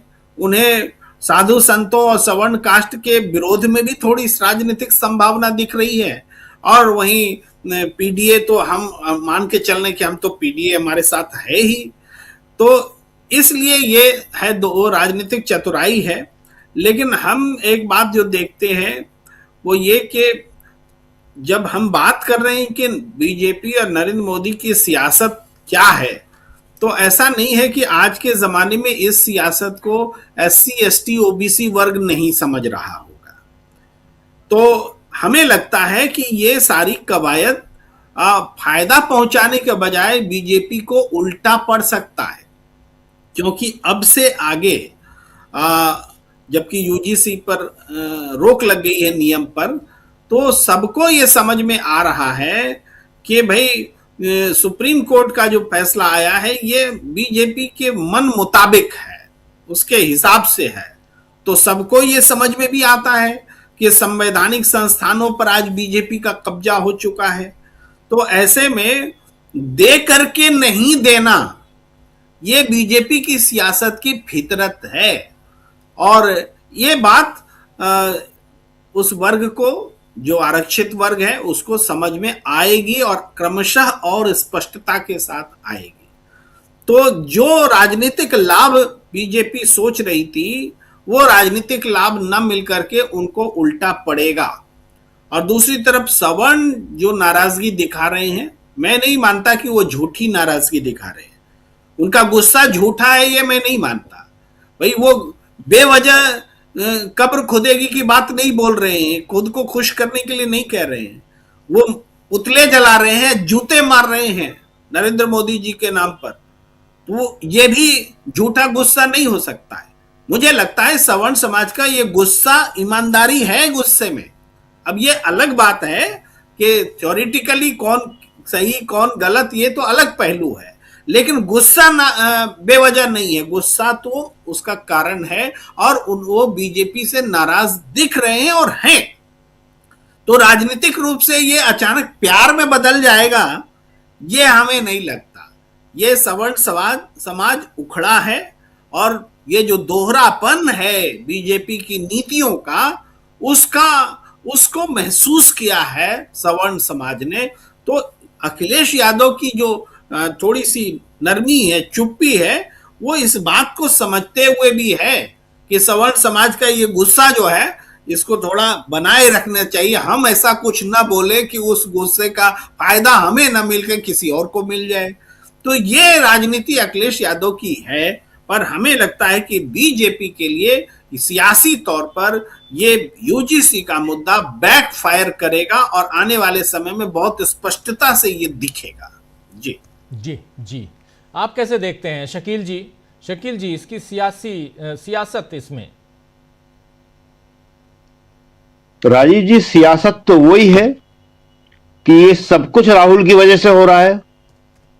असली दोषी राहुल है। राहुल ने ही जाति गणना की मांग करी थी, तो मोदी जी को बेमन से जाति गणना पे आना पड़ा। राहुल ने ही रोहित वेमुला का सवाल सबसे ज्यादा उठाया था। अपनी भारत जोड़ो यात्रा में रोहित वेमुला की मां से मिले थे, वे ही ये सारी बातें करते रहे, तो सरकार को ये गाइडलाइन बनाना पड़ी।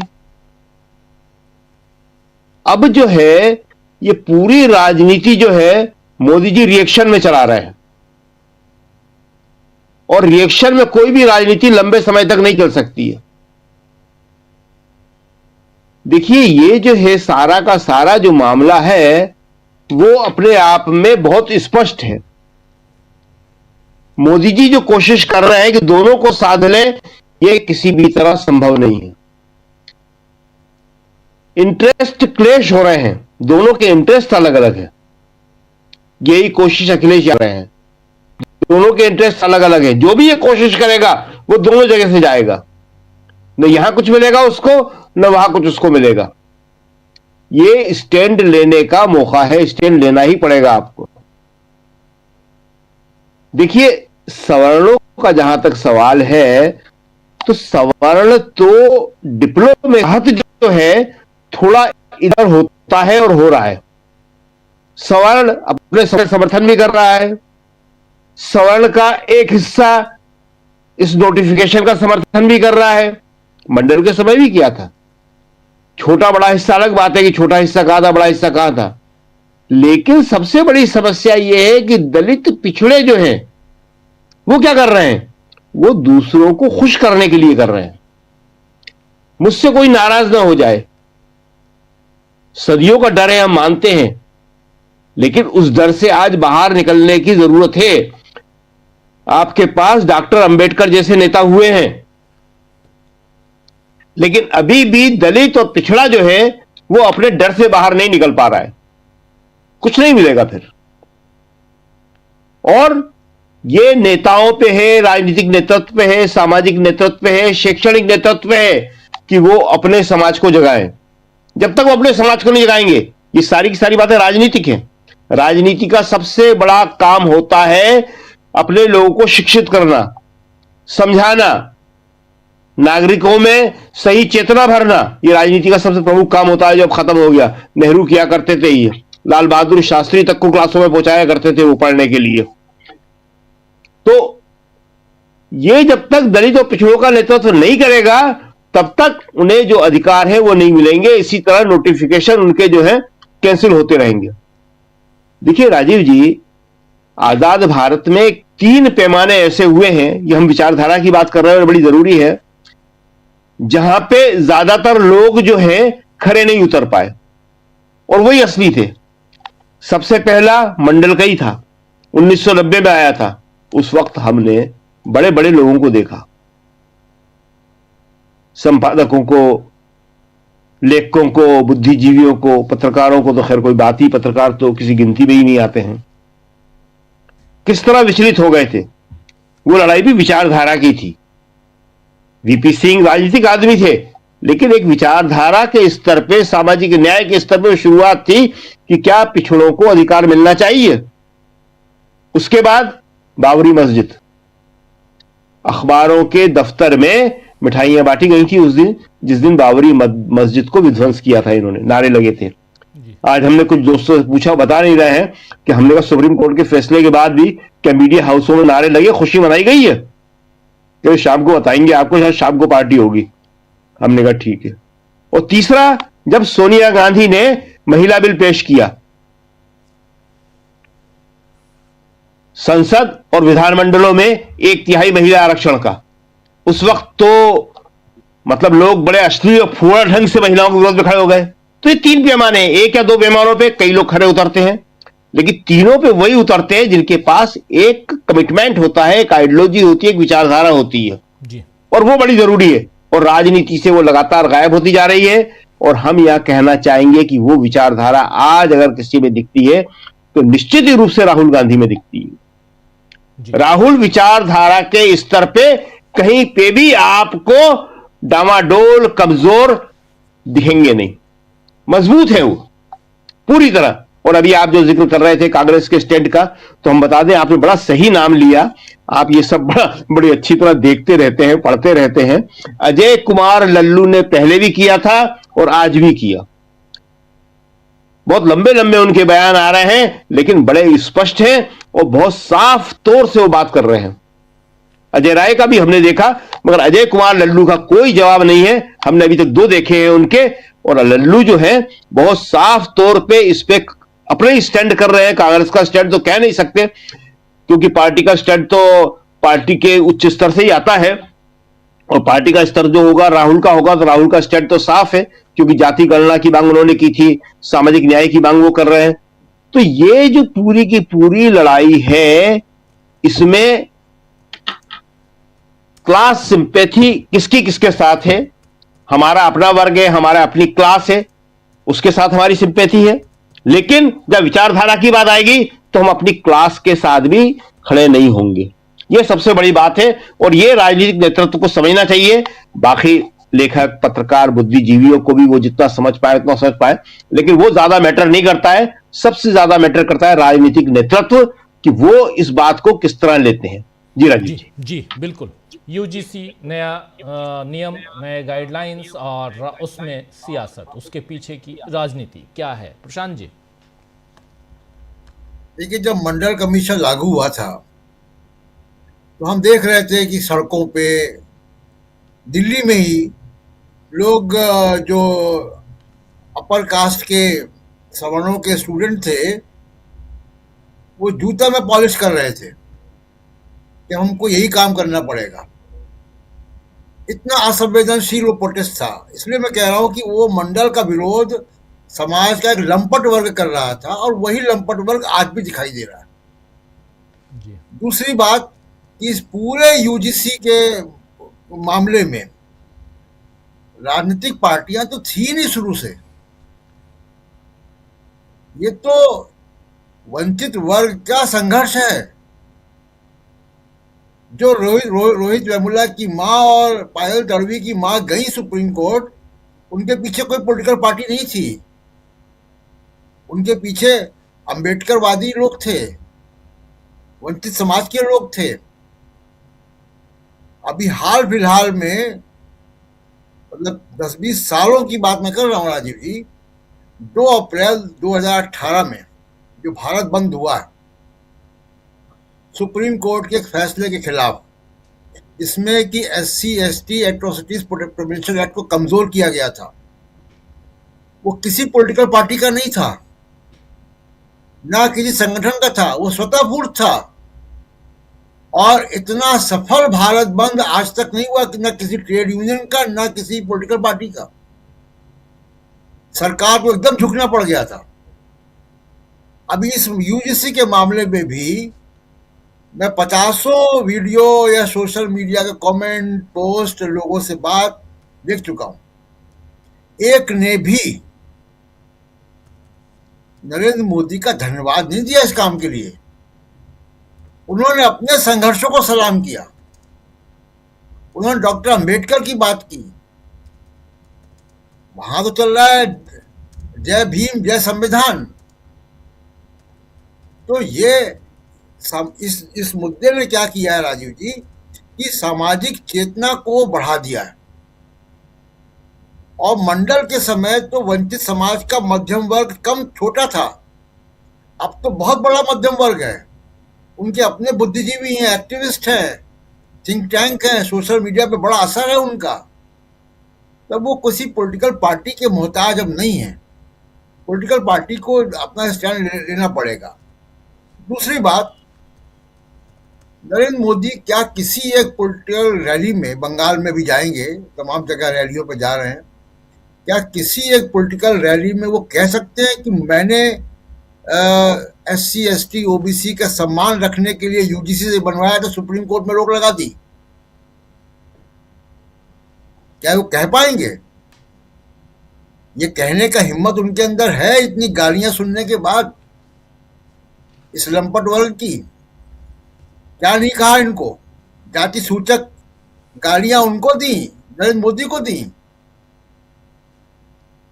जिसको रोकने के लिए ये यूजीसी के गाइडलाइंस थी, वही भाषा, वही टोन इस वर्ग ने नरेंद्र मोदी के लिए भी की, जिसकी अभी अमरिंदर जी ने चर्चा की। मैं उसके उस शब्दावली में नहीं जाना चाहता हूं, लेकिन आप देखिए कि किस प्रकार की भाषा का इस्तेमाल किया गया है।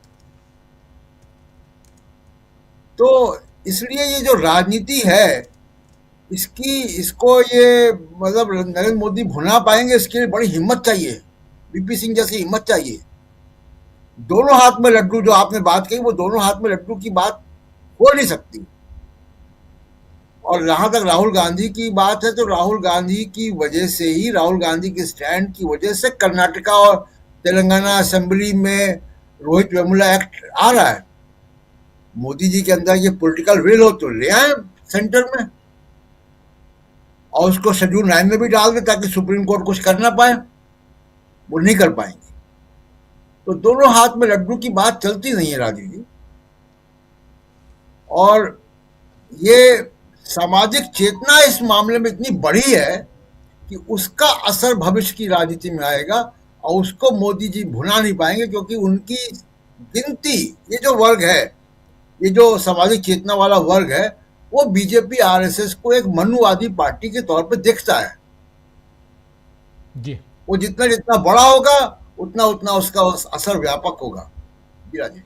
बिल्कुल प्रफुल्ल जी, आप कैसे देखते हैं इसके सियासी नफा नुकसान को? तो इन्होंने तो नफरत को अपना औजार ही बना लिया है। एक किस विरोध और किस उत्पीड़न की बात बोल रहे हैं। रमेश बिधूड़ी का प्रकरण याद होगा, जो दानिश अली को क्या क्या नहीं कहा और भरी संसद में कहा, कौन सी कार्रवाई हुई। इस कानून में तो ठीक ही शकील सर ने कहा कि ऐसा लगता ही नहीं है कि विश्वविद्यालय से अल्पसंख्यक समुदाय के छात्रों का कोई भी रिश्ता बना है, बचा है या है, उसकी तो चर्चा ही नहीं है। राहुल गांधी की ही जाति पूछी गई, इसी संसद में पूछी गई थी कि जिनको जाति का पता नहीं वे जाति जनगणना की बात कर रहे हैं। कौन सी कार्रवाई हुई उन पर? तो जहां से इसका विरोध होना चाहिए वहीं इसका विरोध नहीं, वहीं से प्रोत्साहन मिल रहा है। और विरोध की राजनीति के एक अंश का रवैया तो यह है कि मुट्ठी भी तनी रहे और कांख भी ढकी रहे। मुट्ठी तानते हैं लेकिन कांख ढकी रहे, कांख नहीं दिखना चाहिए इसे। तो ये जो स्थिति है विरोध की, इन तमाम चीजों का खुलकर विरोध करना चाहिए। इसके पीछे की राजनीति सिर्फ और सिर्फ इतनी है कि ये दोनों ही चीजों को ग्रहित करना चाहते हैं, पकड़ना चाहते हैं। आपने दोनों हाथ में लड्डू की बात कही है। आप लोगों ने जरूर पढ़ा होगा, प्रेमचंद का एक बहुत प्रसिद्ध उपन्यास है और नाम है रंगभूमि। रंगभूमि में सूरदास हैं। सूरदास ऐसी ही स्थितियों में विषाक्त हितैषिता की बात करते हैं। ये जो हित है, संस्कृत में कहा गया है विस्कुंभ पयो मुखम, कि जब जहर के घड़े के ऊपर में दूध डाल करके जो लोग बेचते हैं, प्रेमचंद ने कहा था विषाक्त हितैषिता। ये भारतीय जनता पार्टी की जितनी भी हितैषिता है सब जहरीली है, सब विषाक्त है और ये समाज में घृणा के प्रसार के ही काम में आ सकते हैं। तुलसीदास ने कहा था कि सुधा सराही अमरता, गरल सराही मीच, कि अमृत में सराहना उसकी होगी जिसका जिंदगी में सकारात्मक असर हो, और जहर तो वही अच्छा माना जाएगा ना इसका नकारात्मक असर हो। ये पूरे के पूरे भारत भूमि को नकारात्मकताओं से भर रहे हैं। कैप्लाइजेशन ऑफ निगेटिविटी की है, ये हमें कहाँ फंसा देंगे हमें पता नहीं। सर जिसकी चर्चा कर रहे थे 1990 की मंडल कमीशन की बात, उस समय में भी ये बात कही गई थी कि 1990 में मंडल कमीशन की आरक्षण की नीति से ये होगा वह होगा, और 1990 की मंडल कमीशन के सिफारिश का नतीजा ही था जो 1992 में बाबरी मस्जिद की शहादत हुई। कितनी बड़ी कीमत हमने चुकाई है, और उसको लेकर के इन लोगों ने पूरे देश में जो तहलका मचा दिया, पूरा देश एक नए सिरे से संकटग्रस्त हो गया। और आज ये आजादी और आज ये तरह तरह की बात बता रहे हैं। अब ये हमें माँ वंदे मातरम का मर्म समझा रहे हैं जिन्होंने कभी वंदे मातरम अपने समय में कहा ही नहीं। ये तिरंगा का दर्द लोगों को समझा रहे हैं जिन्होंने कभी तिरंगा को सम्मान ही नहीं दिया, मान ही नहीं दिया, जिन्होंने इसमें अशुभ लक्षण देखा था। ये तो राजनीतिक विडंबना ही है। इसलिए मैं ये कह रहा हूं बार बार कि ये जो डिसेंट है ये मैन्युफैक्चर्ड डिसेंट है। अमेरिका में जो वहाँ के सिद्धांतकार लोग हैं, नाम क्या लेना, वो कंसेंट, मैन्युफैक्चर कंसेंट की बात करते थे। भारतीय जनता पार्टी की राजनीति ने इसका जबरदस्त इस्तेमाल किया, मैन्युफैक्चर्ड कंसेंट लाया। पूरा देश चाहता है, सभी चाहते हैं, सभी को एक साथ समझे, उसमें हम लोग नहीं है। ये 145 के नेता हैं उसमें, और हम लोगों के साथ इनका व्यवहार देख लीजिए। हमारे नेता बनने का दावा तो करते हैं, हमारा दुख दर्द नहीं सुनेंगे। तो ये कंसेंट को मैन्युफैक्चर करने के बजाय अब देखें कि मैन्युफैक्चर नहीं हो रहा है कंसेंट, तो अब ये डिसेंट को मैन्युफैक्चर कर रहे हैं और राजनीति को आगे बढ़ा रहे हैं। राहुल गांधी जैसा सर ने कहा, शकील सर ने कहा, और तरन्नुम सर ने भी कहा, सभी लोग जैसा कि हम लोग मानते हैं, राहुल गांधी की नज़र बहुत पैनी है, इन तमाम चीज़ों पर नज़र रख रहे हैं। कई डिबेटों में मैंने कहा है कि राहुल गांधी को खुलकर आना चाहिए, लेकिन पहले हमें अल्पसंख्यक तो एक तरफ हो ही गए, इसमें जो दलित समुदाय के लोग हैं और जो ओबीसी लोग हैं, उनके बीच के रिश्तों की पड़ताल और विश्वसनीयता का स्तर भी हमें जांचना होगा इस राजनीति के लिए। 2024 में बहुमतहीनता में भारतीय जनता पार्टी को ये लोग ले गए, राहुल गांधी और तमाम लोग मिलकर के। उसमें तेजस्वी यादव भी हैं, हमारे उत्तर प्रदेश का अखिलेश यादव भी, और तमाम लोगों ने मिलकर के मुंबई के जो राजनीतिज्ञ थे वो थे, उनकी बहुमतहीनता में ले गए। लेकिन फिर उनको बहुमतहीनता को बहुमत में किसने बदल दिया? चंद्रबाबू नायडू तो छोड़िए, नीतीश कुमार जी किस मुंह से समर्थन करने चले गए, आज तक कर रहे हैं। तो ओबीसी की राजनीति को भी अपने ढंग से समझना होगा। मैं उस डिटेल में नहीं जाना चाहता कि इसके पक्ष में कौन लोग खड़े थे जब रोहित वेमुला की मां और पायल तड़वी की मां और तमाम लोगों की मांग पर इसको किया गया, तो जो लोग वहां पर थे और उन लोगों की इसकी चर्चा भी सुशील और तमाम लोगों की कर रहे थे जो किसी ग्रुप से आते हैं। हमारे समय में हमारे जनतंत्र को बहुसंख्यकवाद का रोग लग रहा है। चिंता यहां भी करनी होगी। बहुमत और बहुसंख्यक में अंतर होता है, और ये सारे लोग को भारतीय जनता पार्टी ने इनवाइट किया है। राहुल गांधी इससे भी लड़ रहे हैं। राहुल गांधी ऐसे नेता हैं, भारत में एकमात्र ऐसे नेता है आजादी के बाद, जिन्होंने ये कहा है कि हमको चुनावी जीत और हार से कोई मतलब नहीं है, क्योंकि हम चुनावी राजनीति नहीं करते हैं। राजनीति में, लोकतंत्र में चुनाव का स्थान है, इसलिए हमको चुनाव में जाना है, लेकिन चुनावी जीत के लिए हम कुछ नहीं करेंगे। भले ही हमारा सीट चला जाए, जो जेन्युइन होगा उसके पक्ष में हम खड़े रहेंगे। अब अगर देश राहुल गांधी की राजनीति की भाषा को समझने में विलंब करता है, देश को विलंब करते हैं, और अगर यही मानते हैं कि समुदाय के नेता ही समुदाय का हित कर सकते हैं, बाहर के लोग नहीं कर सकते हैं, बाहर के लोग नहीं सोचते हैं, तो एक अलग मुद्दा है। मैं फिर कहूं, इससे ज्यादा खुलकर नहीं कह सकता हूं। समुदाय के लोगों ने वोट दिया भारतीय जनता पार्टी के खिलाफ, 124-240 पर ले आए, और समुदाय के नेताओं ने अपना सारा वोट ट्रांसफर कर दिया भारतीय जनता पार्टी के पक्ष में। किस राजनीतिक चक्रव्यूह का विश्लेषण करें हम? इसलिए जनता को यह सुनिश्चित करना होगा कि ये राजनीति समुदाय का नेता बन करके दिल में जो बिठाता है, दिल में बिठाने के बाद आप उसके दिल पर लात नहीं चला सकते हैं। इन लोगों ने ये समुदाय के नेतृत्व का जमाना लग रहा है, इसलिए आइडेंटिटी मूवमेंट जो था उसको नए सिरे से परखने की जरूरत है। मैं फिर कहूं सर, बहुत संक्षेप में, कि समुदाय के नेता अगर समुदाय की इच्छाओं, भावनाओं और जरूरतों, आकांक्षाओं के विपरीत जाकर के अगर संसदीय राजनीति में सत्ता के लिए फंसते हैं, सत्ता के लोभ में फंसते हैं, तो इसका मतलब यह है कि भारत की राजनीति में एक नए किस्म का भंवर पैदा हो रहा है, और इस भंवर से बाहर निकलने के लिए यह नीति तो काम नहीं कर सकती है कि कांख भी टकी रहे और मुट्ठी भी तनी रहे। इस सोच से बाहर निकलना होगा सर। जी बिल्कुल। सुप्रीम कोर्ट की बात हो रही है एक और, आज एक पीआईएल पे आज सीजेआई ने सुनवाई की, और वो न्यूनतम मजदूरी घरेलू कामकाज के लिए जो लोग घरों में काम करते हैं उनमें उनको डिमांड थी एक पीआईएल में कि उनको भी न्यूनतम मजदूरी मिले, तो यानी न्यूनतम मजदूरी मांगने के लिए पहुंचे थे। सीजेआई सूर्यकांत और जय माल्या बागची की ही बेंच थी। अमलेंदु जी शायद आप देखे होंगे, नहीं देखे होंगे तो मैं बता दे रहा हूं, बेंच थी, यही दोनों लोगों की बेंच थी। और लेकिन सीजेआई सूर्यकांत ने उल्टे देश का विकास रोकने का इल्ज़ाम इनके ऊपर लगा दिया। बोले देश भर में ढेर सारी यूनियनें हैं, ट्रेड यूनियन हैं, उनके कारण उद्योगों का विकास जो है वो बिल्कुल डाउन हो गया है। और काफ़ी सुनाया उन्होंने, काफ़ी सुनाया, और इसमें साफ साफ उन्होंने वही कहा कि देश के औद्योगिक विकास में आप लोग जो हैं वो बीच में रोड़ा बन रहे हैं। कहा है सीजेआई ने कि वो काम नहीं करना चाहते। ये ट्रेड यूनियन लीडर देश की औद्योगिक वृद्धि रोकने के लिए ज़्यादातर जिम्मेदार हैं। हाँ, शोषण होता है, लेकिन शोषण रोकने के दूसरे तरीके हैं। लोगों को उनके व्यक्तिगत अधिकारों के बारे में जागरूक करना चाहिए, उन्हें ज़्यादा स्किल्ड बनाना चाहिए, कई अन्य सुधार चाहिए। यानी स्किल्ड बनाइए आप और उसके बाद इनको काम पे लगाइए। और आप कहेंगे कि नहीं, यहाँ आप न्यूनतम वेतन दीजिए, तो ये नहीं हो सकता। और उसके अलावा इन्होंने कहा कि इसको मैं आगे नहीं बढ़ाना चाहता हूँ, क्योंकि आगे बढ़ाऊंगा तो हर घर में मुकदमे हो जाएंगे। मैं नहीं चाहता कि इतने मुकदमे अदालतों में आए।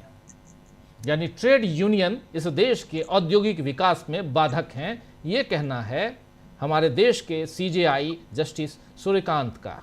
चलिए, खैर आखिरी क्लोजिंग कमेंट अमलेंदु जी।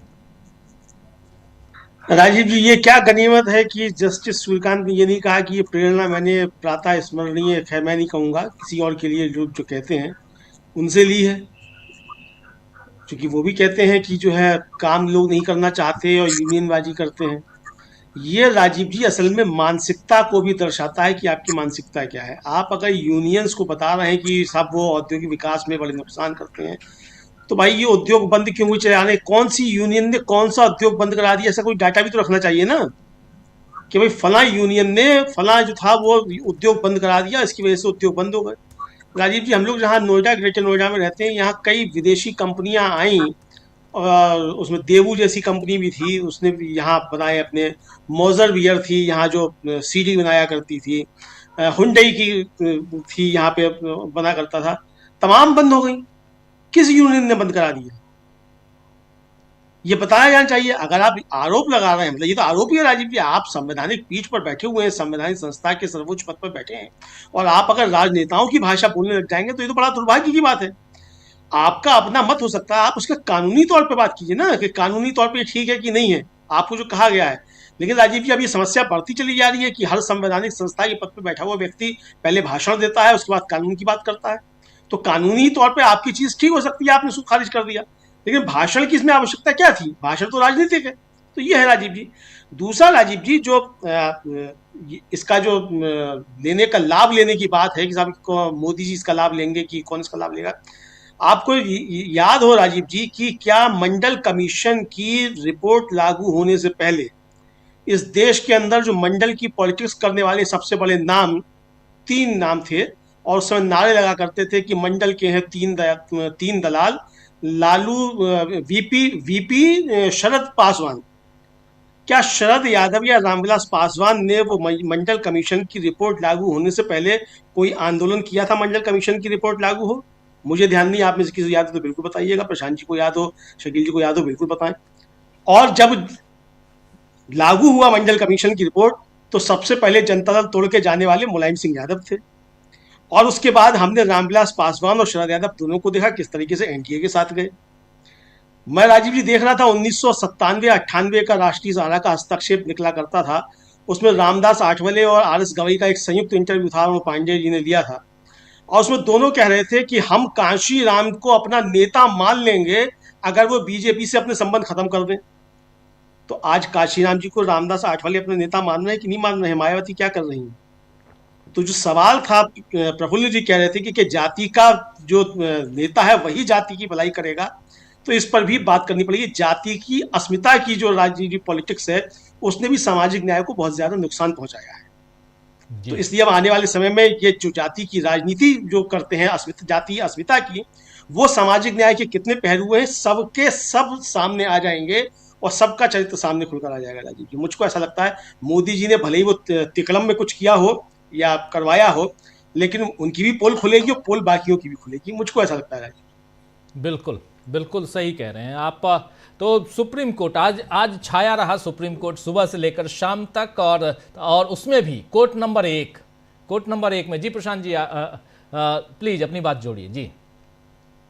एक ही वाक्य मैं कहूंगा, केवल जो आप किस्सा बता रहे हैं, सुप्रीम कोर्ट में आज जो पिटीशन आई और उन्होंने रिजेक्ट कर दी, उद्योग कैसे चल रहे हैं ये उद्योग मंत्री का काम है, ये सरकार का काम है। सुप्रीम कोर्ट का काम संविधान की रक्षा करना है। भारत का संविधान संगठित होने का अधिकार देता है, संगठन का अधिकार देता है भारत का संविधान। उनको संविधान को देखना है। उद्योग कैसे चलेगा, हल्दीराम समोसे कैसे बनाएगा, ये नहीं देखना उनको। जी बिल्कुल बिल्कुल, आपने सही कहा कि हल्दीराम का समोसा कैसे बनेगा ये उनका काम नहीं है। उनका काम है संविधान की रक्षा करना, कानूनों की रक्षा करना, देश उस हिसाब से चले, संविधान के हिसाब से चले, देश का लोकतंत्र मजबूत रहे, ये काम। और सबसे मजबूत कड़ी अगर हमारे लोकतंत्र की है तो वो न्यायपालिका है, कार्यपालिका और विधायिका। आपने अभी 1-to-1 उसको पॉडकास्ट तो नहीं कहूँगा, लेकिन अभी आपने सुना होगा पिछले हफ्ते ही अभिषेक मनु सिंघवी के साथ जो बातचीत हुई थी, उन्होंने भी कहा था कार्यपालिका न्यायपालिका दोनों एक दूसरे के सहायक हैं, लेकिन ये जो माफी चाहूंगा, कार्यपालिका और विधायिका, लेकिन न्यायपालिका जो है मुख्य रूप से न्यायपालिका ही है जो इस लोकतंत्र को बचाने में, लोकतंत्र को मजबूत करने में, संवैधानिक दायित्वों उसूलों की रक्षा करने का काम करता है। और वही अगर कहें कि ट्रेड यूनियंस तो उद्योग धंधों को चौपट कर रहे हैं, तो फिर हो गया। ऐसी टिप्पणी, इसकी उम्मीद नहीं थी, और इस पर हम बात करेंगे और कई बार करेंगे बात। सुप्रीम कोर्ट के द्वारा जो टिप्पणियां आ रही हैं, जो फैसले आ रहे हैं, या जो इस ढंग के निर्णय जो लिए जा रहे हैं, जो फैसले बताए जा रहे हैं, लिए जा रहे हैं, इस पर टिप्पणियां होनी चाहिए, आगे भी होंगी, चाहे यूजीसी हो, चाहे ट्रेड यूनियन हो, चाहे एसआईआर हो, चाहे कुत्तों को लेकर, डॉग्स, स्ट्रे डॉग्स, इनको लेकर लगातार आज भी सुनवाई हुई है, उस पर भी फैसला सुरक्षित रख लिया गया है। वहां 3 जजों की बेंच है, स्ट्रे डॉग्स पे 3 जजों की बेंच है। बहुत अच्छा लगा था कि कर्तव्य पथ जो पहले राजपथ होता था, अभी 26 जनवरी को जो परेड में वहां जो परेड निकाली गई उसमें डॉग्स भी थे। माननीय न्यायाधीश उन डॉग्स को भी देख लें कि ये हमारे समाज के लिए कितने उपयोगी हैं। उनकी रक्षा, उनकी सुरक्षा की जिम्मेदारी भी माननीय न्यायाधीश अगर करें तो बेहतर होगा, लेकिन यहां वन साइडेड बात होती है क्योंकि वो बोल नहीं सकते। हम लोगों ने अपने आसपास, आप पांचों महानुभाव अच्छी तरह से जानते हैं, हमने गौरैये को खत्म कर दिया, हमने कौओं को खत्म कर दिया, हमने कबूतरों को खत्म कर दिया, हमने बत्तखों को खत्म कर दिया, हमारे साथ रहने वाले मूल रूप से जितने, हमने गिद्धों को खत्म कर दिया, जितने भी थे सारे पशु पक्षियों, खासकर ऐसे पक्षियों को हम खत्म कर रहे हैं, कुत्तों को भी खत्म करने जा रहे हैं, ये साफ दिखाई दे रहा है। गौ माता की जय करते रहिए, और लेकिन अंदर खाने जितने शेल्टर होम्स हैं वो भी उन्हीं लोगों के हैं जो जय जयकार करते हैं, वो भी मैक्सिमम हिंदुओं के हैं। आप मुसलमानों, अल्पसंख्यकों की बात करते हैं। तो ये है सुप्रीम कोर्ट जिसको रक्षा करनी चाहिए, जो बात यहां प्रशांत टंडन जी ने कही है। चलिए इन सब पे विस्तार से कभी चर्चा करेंगे। इंसानों की बात हम लगातार कर रहे हैं, इन जानवरों, इन बेजुबानों, इनकी बात भी होनी चाहिए। चलिए खैर, बहुत बहुत शुक्रिया प्रशांत जी, बहुत शुक्रिया शकील जी, प्रफुल्ल जी, प्रेम कुमार जी, अमलेंदु जी, आप सबका बहुत शुक्रिया, बहुत धन्यवाद इस चर्चा में बने रहने के लिए। आप तमाम साथियों, आप सबका भी बहुत बहुत शुक्रिया। डॉक्टर दलवीर जोगर साहब शुभ रात्रि लिख रहे हैं, ना इधर के ना उधर के, बस